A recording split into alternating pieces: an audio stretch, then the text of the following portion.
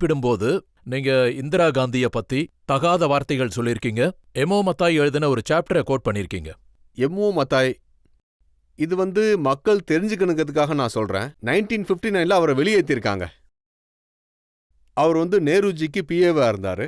அவர் ஒரு ட்ரஸ்ட்டை உருவாக்குனாரு. அந்த ட்ரஸ்ட்டை அவரு பிர்லாஜி மூலமா தான் பெற்றாரு. இப்ப இருக்கிற 30 ஜனவரி மார்க் அது மத்தாயோட ஆபீஸா இருந்தது. அதோட ட்ரஸ்டி பாத்தீங்கன்னா ராஜ்குமாரி அம்ரித் கௌர், அப்புறம் பத்மஜா நாயுடு இருந்தாங்க.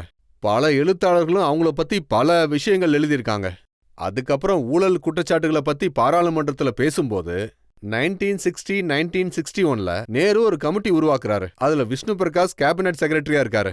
அதோட அந்த கமிட்டி ரிப்போர்ட்ல மத்தாய் பிர்லா கிட்ட எவ்வளவு பணம் வாங்கினாரு, மத்தாய்க்கு கொடுக்கப்பட்ட 30 ஜனவரி மார்க் கொடுத்தது, மத்தாய் கட்டின வீடு எல்லாமே நேர்மையோட நடந்துச்சு. எல்லாமே டிரான்ஸ்பரண்டா இருந்தது. மத்தாயோட பெருசு வேற எதுவுமே இல்ல. அப்படி இருக்கும்போது மத்தாயே எழுதியிருக்காரு, நான் 12 வருஷமா இந்திராஜியோட கணவன் மனைவியா வாழ்ந்திருக்கேன் அப்படின்னு.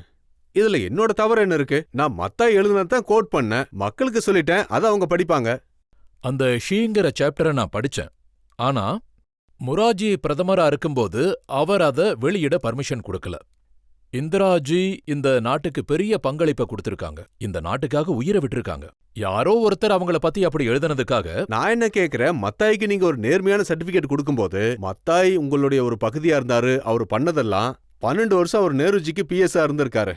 1947ல இருந்து 1959 வரைக்கும். அப்படிப்பட்ட மத்தாய் எழுதுறாரு அப்படின்னா அதை நீங்க டிஃபெண்ட் பண்றீங்க.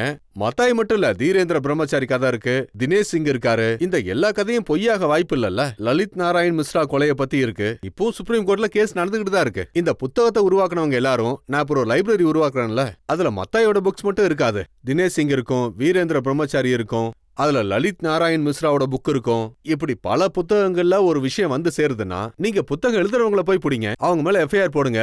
நான் அந்த புத்தகத்துல இருக்கிற விஷயத்தை தான் சொல்றேன்.